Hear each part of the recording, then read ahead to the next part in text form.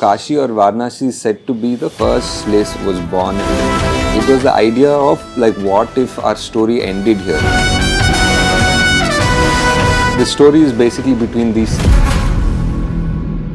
So Kashi or Varanasi is said to be the first place where civilization was born in this world, like, by the banks of the river Ganga. That's written in a lot of our books and scriptures. It was the idea of like, what if our story ended here? Like, if that was the first city, like, what if this world now has only one city left and everybody in the world and all the resources and all the major conflict now happens here in Kasi. So that was the setting for Kalki, and now we are in a world where the most life-giving river, the Ganga, is dry, and people in Kasi are just living in just like a very brutal survival of the fittest sort of way. And above them towers the complex. Like maybe you guys have seen in the trailer or something, like this massive mega city sort of structure, like an inverted pyramid that is a kilometer into the sky. So that is the complex which has essentially everything. It's like paradise. It has all the greenery, resources, water, food, animals, everything that is not there in the world before. It's almost like a microcosm of what the world used to be like. And now the story is mainly set up here. It's between these two worlds, the people who are in the complex who control those resources and the people who are below in Kasi who don't have access, and these people in Kasi only just have a dream to enter the complex. In a way, it becomes a cycle. So for you to do the work to earn money to get into the complex is like one trap that you end up working for the complex and you finish your life before you can actually get in. So it's like one sort of a cycle, which is sort of something that happens today as well.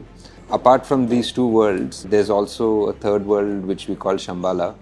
Shambhala is something that we hear in many cultures, like even in Tibetan culture, it's called Shangri-La, and every culture has a name which is a mystical land which is hidden from the world, and that's where some people say advanced being, some people say the avatar, some people say many things, like how the name Shambhala itself is very connected to the myth of Kalki, to the legend of Kalki, because it's said that this is where the final avatar will come.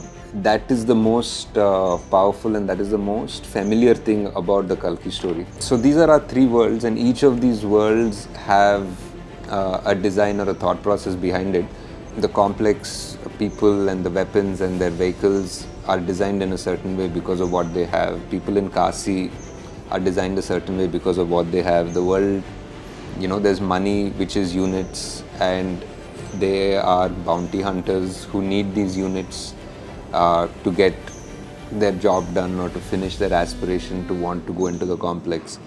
And there's this third world which is Shambhala, which is essentially the refuge.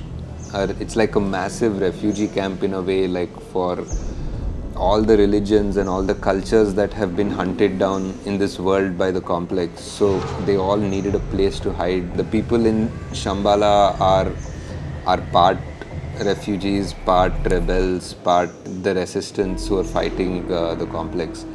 So the story is basically between these three worlds, and each of them are very unique in their own way, and how their paths cross and how the story goes forward.